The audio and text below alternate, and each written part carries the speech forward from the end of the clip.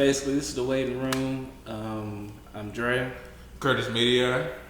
Teaira. Drew. And today we're going to talk about building, our portfolio and business. Basically we're going to talk about different ways that we would try to build our business if we had unlimited resources. Mm-hmm. So, basically, which way would you start off? Well, I own what business? Say the business. I own a media company, Urban Politics Media. Mm. And I guess starting off with who people I would want to work with, it would probably depend. And since a writer, it'd probably be Lena Wraith, and Brian Allen already owns his own media company, but that would be something I guess we'd be in talks to in the sense of like a mentorship or trying to expand in which way I would want to go. But that's just one or two people I probably want to work with. Okay. And they basically, you said the writers, or? One's a writer, one already owns his own media company. Brian Allen owns Entertainment Studios, I believe is what it's called. Okay. So that's probably one of the two people. I have like 6. There you go. Strong 6. Always good to have that. Right. Okay. And what business would you try to, have, and what resources would you try to use?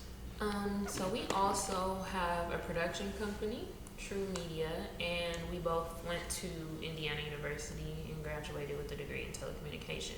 Okay. So I personally would take advantage of like Hollywood resources, like a lot of those production companies that are like in California, different things like that.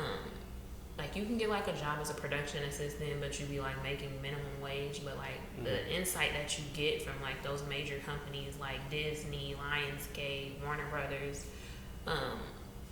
will pretty like be amazing. Like they do actually have like some master programs where you can go like get your master's degree and then go like 6 weeks and study like under people in Hollywood. And it's one thing to like be a small business or an entrepreneur, but to like go to like multi-million-dollar, billion-dollar companies and like learn from them is like always something that I wanted to do. One of my favorite like producers is Devon Franklin. He produces faith-based films, and he has a book called. It was called Hollywood Commandments, but now it's called like the Success Commandments.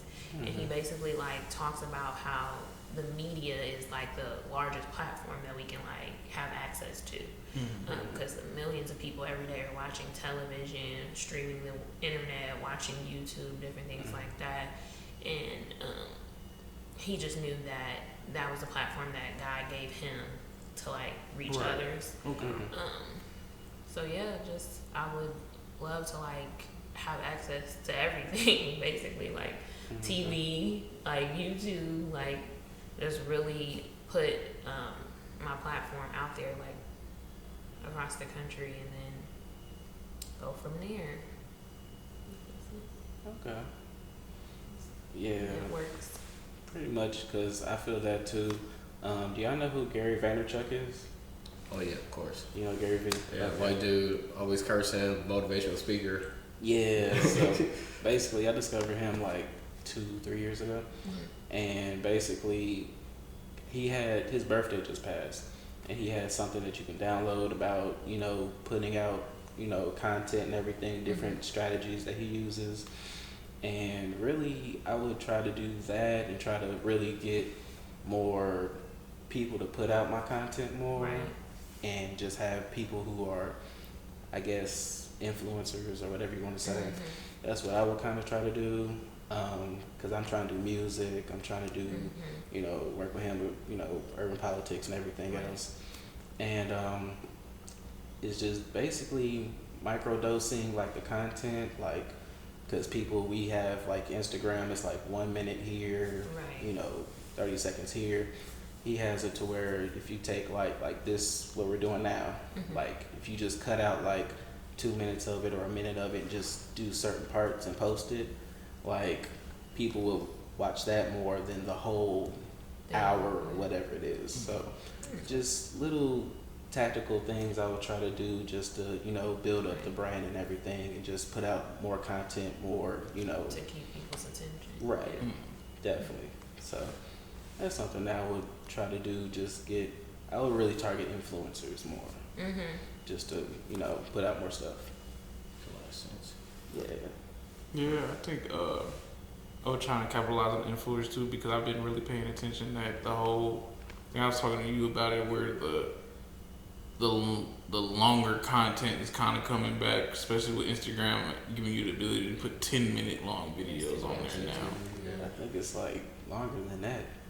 Yeah, it's somewhere like with IGTV, it's I think they said they're starting out with 10 minutes, and it was something on Google that said they were going to allow you to put like almost 15 to 20 now. So I think it's 20. Only reason I say that is because I saw Gary Vee do the wing challenge that we did. Right. And it was like 17 minutes. So. Oh damn. Okay, yeah, but so I was just Pretty long. like it's coming back. That longer content is coming back. So a lot of like old traditions, like we came up on, like where YouTube, where people would sit here and watch like 30 minutes of hour-long videos. That's coming back. So being able to capitalize on different stuff like that, and bring the influencers who have already kind of perfected the whole short stuff, can they have the ability to produce their longer content? A lot of them are like, they're asking like, would y'all watch if I made a movie? Or would y'all, if I said I'm being in a movie, would y'all, come out and support? Right. So finding the ones that have that ability to do that would work, and on top of that, bringing the people who've already shown they can do that together. Because I've always liked the mixing and matching of personalities, and can they work together. And so take there's a guy now I pay attention named he's named Cornell on Instagram, and putting him with like a Gabrielle Union, like who's always been in movies. Can he can his talent and her talent coexist? Right. So I think so. It's just about, I think this new generation is kind of like about people feeling like they can collaborate and still receive like their blessings, because to like a lot of people are branding themselves now and starting businesses. A lot more people are trying to do YouTube, be influencers, content creators, models, photographers. And it's almost like, I don't know all around, but I do know in Indiana, it's almost like everybody feels like, well, this is my box and you can't come in it. Like, I can't open up this box. I'm just going to stay right here, and I'm going to let people come and go as I allow them to. Right. And so doing things like this, it like helps you like get to know people. Like, it helps you support people. Like, when you're supporting us, like we're supporting you in that way. But it's almost like people just don't want to do that anymore. And if they did, if people were like more open to like sharing and like supporting each other, like it would just be so much easier. Because we scroll past 1 million posts every day, and it's like, oh, someone's doing lashes, someone's doing hair, another photographer. But rarely do we like take the time and be like, oh, well, if I like this person's photo, like that's going to like help them out today. Because they might only have 10 likes on this photo right now. If I like that photo, that's going to be like, oh, okay, well, I got another like. Okay, our likes are going up. Like, something as simple as that can contribute to building their brand. Right. Yeah. But you don't think about it really. I think kind of what you're talking about, IGTV extending the content, really just finding different ways to engage, followers. I think really what it comes down to is understanding the value, and what I really like is having ownership in what we're doing. So I think people scroll through 500 posts through Instagram, but how many of those posts are actually influencers? How many of these are actually things of value? So if we're able to understand, I'm a photographer, how can we monetize that? Not only monetize that, how can we own our content? How can we own our photos? How can we own our short films? How can we leverage independent short film that we made on IGTV to a Hollywood contract, to something that can make us substantial money? So instead of us going trying to make $500 on Instagram. How can we turn that to 50,000, 500,000, and then that turns into an industry for as a whole? But I think understanding that value is kind of a challenge. Yeah. Or getting others to understand that value, I should say.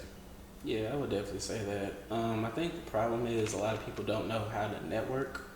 And it's kind of weird that we have social network, but people don't know how to network.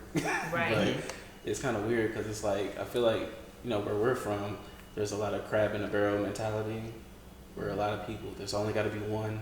Right. And a lot of people don't want to reach out and help.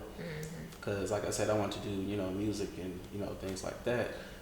And I look at people like, everybody in Atlanta, you know what I'm saying? And everybody in Atlanta seems to work together. Right. They're, helping each other out. They're looking out for each other. But where we're from is kind of just like, okay, you stay over there. Right. I want to be the main person.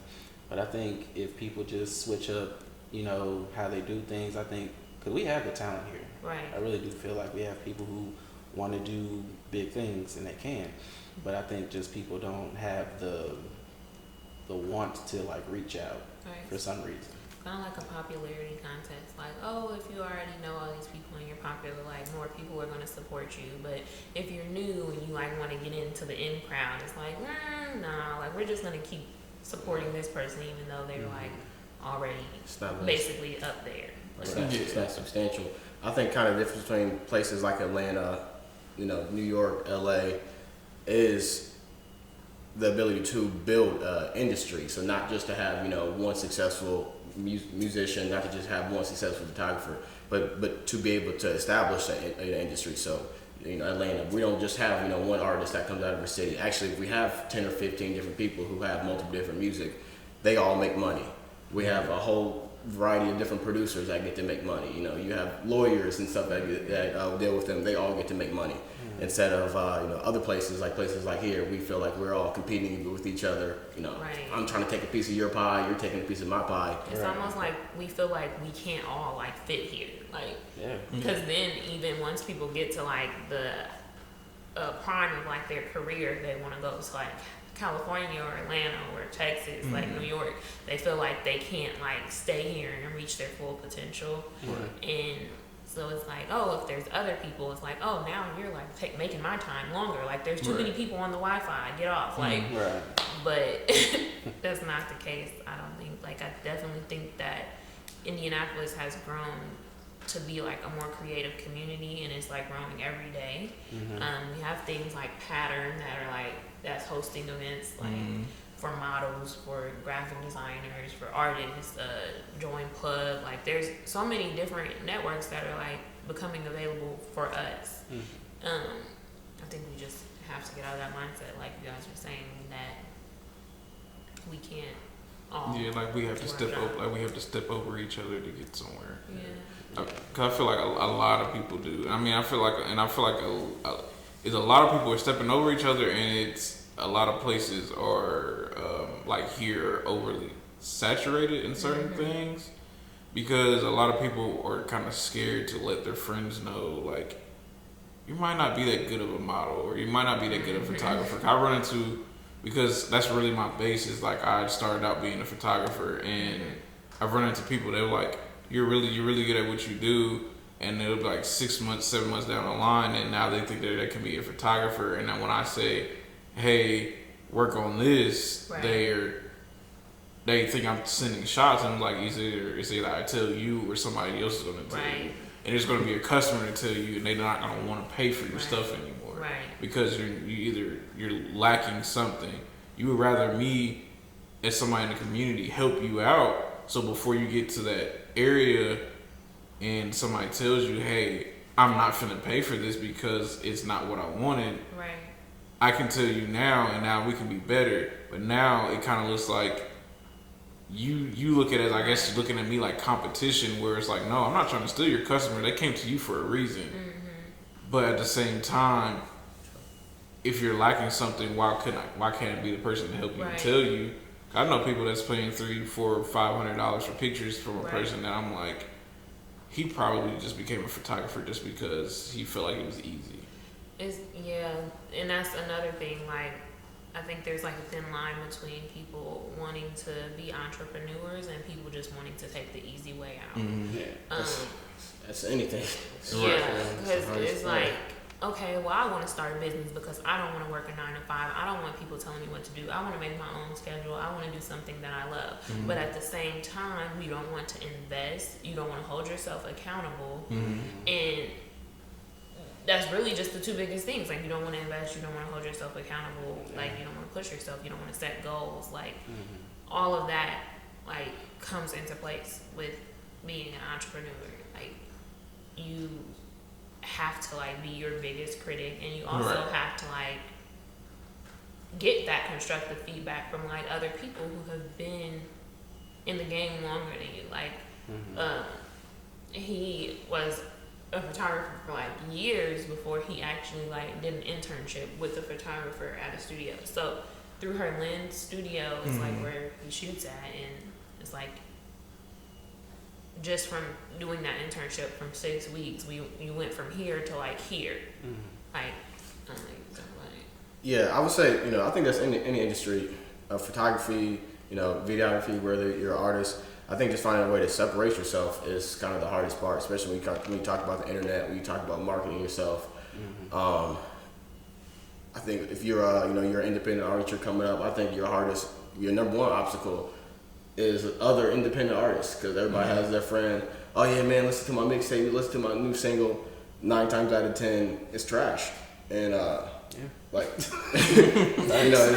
the reality of it. And that's people you meet in person. So if you get on the internet, I don't know how many musicians you see on the internet. I don't know how many photographers you see on the internet, how many models, how many clothing lines. But how do you find a way to separate yourself, from all of the noise on the internet, and use that as a platform to monetize and get it. So I think that's anybody's challenge. But if you are dedicated, you are able to continue your craft. If you are able to find your niche and figure out where you go, there's always there's an existing industry, but any good business or any good brand is to find your angle, find your niche. Where do you fit in that industry? And I think that's adapting challenge. Right. Yeah. You also have to be able to adapt because it's changing every day.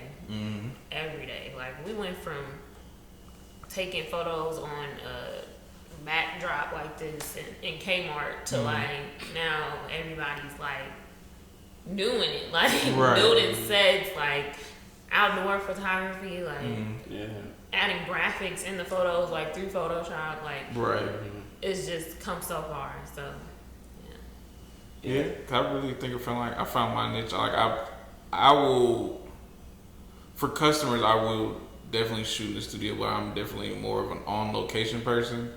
And I really went back through and looked at a lot of my photos, and I only shoot black women for right now. I definitely shot in a lot of black males, mostly. One Latin. So I don't think I've ever, and it's nothing against them. I don't think I've ever shot anybody white. I mean, I've had people ask, but they ask. That's about it. It's different, definitely different. I started off doing a lot of. I took the first business that came to me when I was down at IU. Doing photography. I did a lot of like engagement photos. I used to shoot photos for sororities and stuff like that. Definitely got away from it as far as when it comes to my creativity. Definitely I should say about 95%. As far as black models, but I definitely think that's something that I want to get towards too, especially looking at the totality of photography, the totality of magazines and all of these models. Some of my favorite ones are black, but not all of them are. So I think being able to have that versatility is something that is something to work on. But everybody has their specialty, so I don't guess it's a thin line. It's also like not even just like the race aspect of it. It's more like when you think of like art, like it's another color, like another color spectrum that you can play with. It's kind of like when females do makeup, like a lot of makeup artists can do white people makeup, Caucasian people makeup, but they can't do African American people makeup. So it's like you have to like open up your eye to see like those different colors that we pull versus them pulling. Like we're like more oranges, yellows, reds. They're pulling like grays, blacks, like tans. Right. And that's something that you would have to work with, like also with Photoshop or anything like that. Like, but that's a lot of black-owned businesses as well. I think some of them might get, okay, you're black, support my black-owned business. Right. But really, you should get to a point where it's like everybody, like. Yeah, it may sound bad to say this, but I don't just want like black money in my bank account. I like all kinds of money. Right. You know, Walmart takes money from everybody. You know, they don't just corner themselves in that that 15 or 20% of the market, which that's cool. That's the basis of your business. But as we continue to grow, and if you look. Hip hop artists, we think we're targeted to black people, but on the internet, that's not everybody who's looking at it. That's not everybody who's consuming it. So right, you gotta know who your market is. Right. I think the question though is like, how do you, for a lot of us, how do you make your business put your business out there to a point where it's not just attracting black people, but also you don't hide who you are in the same way. You know what I'm saying? I think you have to learn how to and this is coming from literally all my business mentors of being white. You have to know how to play both sides. A lot of people will play in the market of everybody and then forget who they are. And so it's like, once you get into the ability of I can play any and every market, still remember hey, I was raised as a black man or woman. My mother is a black woman. My father is remember who you are at the end of the day, and you didn't. Maybe some people do grow up having everything, but a lot of us didn't. Right. So a lot of people get into that market, start getting that money, and kind of forget. So it's kind of learn not necessarily to lean so hard when you pretty much it's once you figured out your niche and you can play with it and tailor it to a culture that's not yours. Just don't think that that's your culture just because they start and accept you in your word. Right. Oh yeah, of course. I think going off kind of what you said, you said kind of finding your niche, finding whatever it is, your style. I think that's really more important than necessarily the colors, or what you're shooting. If you're able to find your style, whatever that is, your style of photography that you like, your style of fashion. You can take those strengths, you can take whatever the core of your style, your aesthetic, and apply that to in another another setting, and it would still be the same. But yeah, being able to figure out what your niche is, figure out what your core is I think the hardest part. But that's the meat and potatoes of Yeah, I would say collaborate and educate. Educate yourself on different cultures, because what I've noticed is it's kind of if you ever seen like let's say a white person, but they know stuff about our culture, you'll be like, okay, you'll want to actually be like, okay, I see. It's authentic too. Yeah, you know what you're talking about. You know what you're talking about. So I would say educate yourself on different cultures, and I would say just collaborate, just work with people. But but you want to keep your own perspective, because you want to be able to tell them how your people would feel about whatever is the topic that you're talking about. Right. So I feel as long as you bring your own perspective and they bring theirs, you kind of understand where they're coming from, and you can work with each other. It's all about really understanding and just educating yourself on different cultures, but just never forget who you are at the end of the day, because you are who you are. But that's very true. So this just kind of maybe not off topic but related, this conversation is reminding me of the Gabrielle Union situation. She was fired from AGT for switching her hairstyles. So kind of goes back to not forgetting who you are, because she was getting that check. She had access to a major network, and then a major show that's been on for years and years. But then they were telling her basically that she was too black because she was changing her hairstyle like consistently. Right. And we've never known Gabrielle Union to not change her hairstyle. Like, she's Right. an actress, basically a model, because you're doing like photo shoots and different things like that on magazine covers. She's a celebrity. And I watch her closely, and I know she's always changing her hair. So for you to hire her, and then her to come in and be herself, and then you to say like, no, actually, we didn't want you to do that. Like, it's just kind of absurd, like in reality, because it's like, in business, like, you get those people that hire you, but they want you to be a certain way, or they want you to edit this way, or they want you to take their photo this way, etc. But like, you hired me for me, like, from what I do. So I think that kind of gets back into like developing your brand and like what you would want like to start with.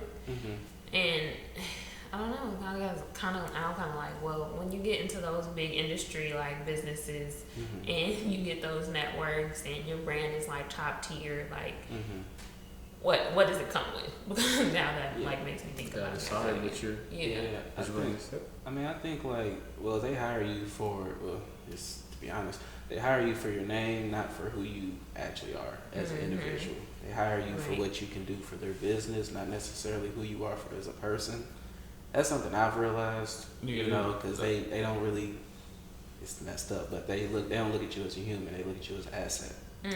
So, you know, that's what comes with that. I mean, that's why when people actually stand up and they embrace who they are, that's why we always get so much backlash from it, because they're like LeBron James, you know, shut up and dribble. Like, he's supposed to be just a basketball player making millions of dollars for this organization. But he's like, no, I'm a black man in this world, and I come from Akron, and you know what I mean? So I think, you know, it goes to what you were talking about earlier, just ownership, and just being able to own your own product and what you want to do, to where you don't have to conform, or you don't have to do certain things. I mean, you gotta do what you gotta do. I'm not saying conform, but you gotta play the game, you know, a little bit in the beginning, but once you get to a certain level, that's when you want to just start doing your own thing. You gotta figure out exactly what you stand for. But yeah, I think kind of like you said, going off ownership and all of that. I'm not sure what was the program that you said Gabrielle Union was fired from. AGT. America's Got Talent. Yeah. America's Got Talent. Yeah, you know, I'm not sure who has that position now or whatever, but I'm sure Gabrielle Union's brand long term, I want to say that she lost a lot of money on you know, her brand from missing out on America's Got Talent, because her brand is that strong. Somebody like, you know, like LeBron James, it's been proven. He tell the Cavs, you don't like me, you know, you don't value what I'm doing here. Like, okay, I can go play for any of these teams. I'm worth $100 million. I could not play basketball, and I already have you know, a $1 billion contract with Nike. You know, I'm building schools. You know, you know. You got it. So when we talk about these media companies, you know, these Hollywood studios, I think one of the main things that people forget oftentimes that these are companies, they're corporations. One of my mentors when I was younger told me, it took me until I got older to realize that, you know, I got my first job, and he said, you know, use these companies, don't let the companies use you. You know, and it took me working for a corporation for a couple of years, you know, and then as soon as, you know, things downtick, they get rid of you, they still make profit, you're out of a job. You're like, man, I'm a dedicated, you know, employee. What's going on? Right. It's a company. Their job at the end of the day is to make money. So if you don't understand that, you know, then you're confused. But so as you move up, if you understand, you know, your position, if you truly understand, you know, your leverage, if you got people to teach you the business, then yeah, you have no reason to back down, you know, from these movie studios. Or, you know, you don't want me to be me, there's another studio that will hire me. You know, Tyler Perry got some type of movie going on in his studios, I know that. So yeah, I think you'll be able to build your brand and stand for what you want to if you you know. But yeah, you have to play the game. You know, you can't have everybody hate you. But true. Wasn't Nick Cannon on America's Got Talent? Yeah, he left because of a similar reason. They need to monitor what they doing over there. Yeah, they need to, because they showing little signs of certain stuff. Right, and So, then they were saying like that there's been other hosts on the show for like years that have gotten like Botox and plastic surgery, like basically changed their whole physical appearance, and you didn't fire them. We need to take that back. We need like a Apollo Got Talent or something. We need to, Yeah. I mean, they still doing it. we have the ability to show that that we are valued, because I mean, like everybody hates him. I'd love to work with him, but 50 Cent. I mean, there's a reason why he posted on Instagram like the only reason people even download this app is to watch Power. Like, I'm showing y'all that I literally could take this show anywhere. So act right. really? Like, yeah, I could take this show to, like he said, I could take this show to ABC. If they have an app, they're going to watch it. They're going to watch this show regardless. People on Twitter and everything, oh, I hate this way this, but you watched it. Right. At the end of the day. Yeah. And he's showing his value at the end of the day, and that's why, like, when I said I wanted to build my business, like, I told him, I was talking to you about it, I was like, I'll if they pick it up, I'll take this to BET. I'll take this to anywhere and be like, this is the reason why they download the BET app, just to watch my show. Yeah. As long as you can maintain the ownership. I'm not sure who it was. It might have been Lena Waithe, who you were talking about earlier. I think it was the producer of The Chi. And she was pretty much talking like, all this controversy and stuff, and she was saying like, I'm just the writer. Somebody had gotten fired. Can't remember. Oh yeah, I remember. I knew it was like a sexual harassment thing. Yeah, somebody had gotten fired, and they were asking her about that. She was like, "Yeah, like that wasn't my decision. Like y'all don't understand. Like technically, I sold the show. Like they could fire me if they wanted to. Right? Yeah. I remember. You kind of push things in perspective. Like, damn, like she's the writer. Like I'm sure she got some some images for the show, but it's like, oh, you really like who owns the show? Oh, right. That's You know that? Yeah, I mean, she wrote Queen and Slim, and don't want to go into it too much because it's like something we're gonna speak about in another episode. But it's like she learned with certain things that like I need to own the rights to certain things, and just have the certain ability to control certain things, and this is mine, and this is how I'm gonna do it. You have like a distribution deal with me. Your job is to get it out and make sure people see it. My job is to make sure the story is being told, and it's being told the way it should be. Right. Yeah.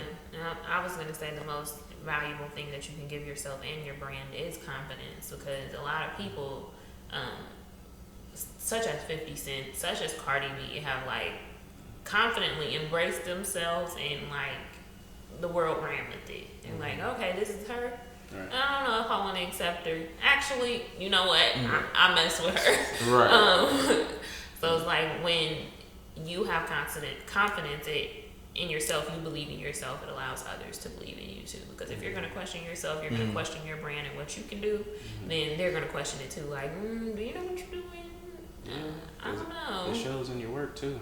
Right, right. And that allows people to invest in you and promote you and everything else so that you can get to the highest point in your career. Right. Yeah, very, very true. I'm thinking, kind of going off that, you talk about people like 50 Cent, Cardi B, all these people. You said it shows off, shows in the work, but also shows, in the numbers as well. Being confident. I'm thinking of Chance the Rapper. Yes. Somebody, we know now. Of course, he signed a deal, with Apple Music and all, all that. Now that's pretty much, record deal now. Right. But somebody who's able to stay independent. Of course, he did have, have a team. We know he wasn't by himself. But produce all of that, internally. Own all of that internally. Release his music for free. Tour and become a millionaire off of hats. Just because you're sick about that. Your customers. Sick about that. He had the idea the first. same exact idea first. The same hat, the same number. It was a 3 gold. It was it was literally like probably 5 to 6 months before he just trying to had like 4 or 5 prototypes to it, and it was just Chance came out and just I was like, you know what? I'm over Where are it. you from? from a year. Yeah. So you make $1 million off of your hats and off your merch, and then by the next year, your brand is so strong. You said I'm taking a break. Yeah, I'm taking a break, and then when I come back, I'm negotiating for not 100. I'm negotiating millions when I come back, just off of organically building your brand and finding, the monetizing it the right way, in the smart way. Like, people aren't buying $20 albums anymore, but they'll buy a $20 hat at the concert, and like what are or an $80 hoodie. Look, man, I ain't gonna buy this. That's $80. Yeah, what happened was, it's funny because you said Chan. I went to me and him. We went to Jay-Z and Beyonce concert in Chicago. Yeah. And Speaking of, y'all went? I was about to bring her up though. Okay. But Jay-Z and Beyonce concert and stuff, and it was cool. It was in Chicago.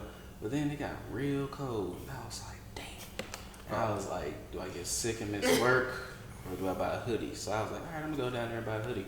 So I went down there. He was like, yeah, this is $80. I was like, $80. So, but it was crazy because like I saw Chance, because Chance he did a song, and his reception he only did what 2 songs. Yeah, he did 2 songs. Vic Mensa is from Chicago as well. Didn't even know who he was. The people in the audience didn't know who Vic was. That's and crazy. That broke my heart a little bit because that's the second concert that I've been to in Chicago. Yeah. That he was there and nobody knew who he was. They all turned around and was like, who is this? Yeah, like, like, it's Vic Mensa. They were like, who is that? I was like, he's from here. That's crazy. They must have been super young or something. Nah, they was older. Yeah, they was older than us. And the crazy thing is, they were together at one point. Yeah, but I mean, just like you said, I think Chance has built himself up because, his mixtapes and the people he's aligned himself with. That's why I was like, collaborate and educate, because, I mean, he put himself with Kanye. He put himself with Jay-Z. Beyonce gave him a hug and he almost broke down. Like, Right. he has good company around him to where, he can flourish, so. Right. Yeah, he made them strategic alliances. Yeah, man. Yeah, for sure. But That's what some of it. That's what some of it is about. That's what I feel like a lot of issue is here. Is a lot of people get that you have to have a name for yourself, but they feel like they have to. I have to take you out in the process. Where California is, let's all do this together, Right. and we all flourish. Yeah. Right. And then, if we become competition, it becomes competition, but at least we know once I've gotten the name, I started getting my money together and I'm building, and I can have the ability to go off and do this by myself. At least we were cool in the process. Because, I mean, even Gary Vee says, like, enjoy the process. So we getting together in the process, we can, we can take it to another level. But at the same time here, it's kind of like, everybody try to be funny and blame it on the weather. But it's not. It's just a situation here where people just believe that I have to, use you as a stepping stone to get where I'm at, where we can literally carry each other. Right. Yeah. yes. Like a lot of people can like collaborate. Like a lot of, I think one of my ideas a while back was like, I was in school for aesthetics, and like instead of me thinking, oh, I'm gonna own a salon, like I was like, me and all my friends like should open a mega gym or something. Like everybody that I know that's an entrepreneur just needs to get together and like open some big business, and like right there, like you could make $1 million company like with 10 people, and like y'all are all profiting off of it. So it's just like take a chance on each other, basically. Yeah. I think I think the root of business, like good business, is like you're actually truly being like a mutually beneficial like relationship, like, and it should be authentic. In particular, I think if you're getting over on your clients, or whether that's an individual, whether that's a business, the companies you're working with are losing money, that client's not gonna last. Yeah. So if you got somebody you're able to do big projects with in a direct way, both of you guys make money, that client comes back. That's return of investment is the root of any good business deal. So I feel like sometimes here we're so transactional, like we're trying to get that one deal. Like let me get this one jug. I just made, I made 500, right here. Right. Really, you could have made 300 10 different times over the past, So yeah, again, instead of that, I'm using you as a stepping stone to get to my. Really, that's a relationship. That's a client. I should use that and then add to my deck. But so worried about new clients that we're not building long-lasting relationships with the clients that we already have had. Yeah, I mean, at the end of the day, it boils down to respect for me. Like I have to respect people to really like do certain things, or because I honestly, like I said, I do music and stuff. I look at certain people, I'm like, I respect you, bro. Like like you may sound fired, but I just something about you is gonna be shady down the line. Right. Yeah. So, I just like Chance did. He aligned himself with the right people. That's just really what I'm trying to do. Right. Like solid people. Yeah, just solid people. Because when times get hard, you're gonna need somebody to lean on. Right. That's very true. So, or if they go through it, they can lean on me. Right. You know what I mean? So that's the way I look at it. Yeah, I think that respect goes a very long way. Like in business, just respecting your craft, respecting your time, just respecting everything where a lot of people don't. Yeah. And not all clients are good clients, not all partners are good partners. Like you said, how are you, when you meet people, when you do make those connections, how do you figure out, this is somebody legit to connect with, this is somebody that, that is going to be shady, that's going to take you down the wrong, because there is a lot of people who are going try to take advantage of you and are going to be negative. So I guess there is somewhat of a reason to be somewhat guarded. But you got to partner up with somebody. You got to, make some type of connection, or it's not going to, never going to grow. Oh no, that was the end. Oh, that was it? Yeah. I heard they learn off twice. I'm like, but okay. No, there ain't no commercial. Okay. Well, I appreciate y'all coming for this episode. Definitely. And I'm Curtis Media. And I'm Trey Graham. I'd like to thank our guests. Thanks for having us. No problem. And we're the waiting room, and we up. Y'all are so chill. It's like,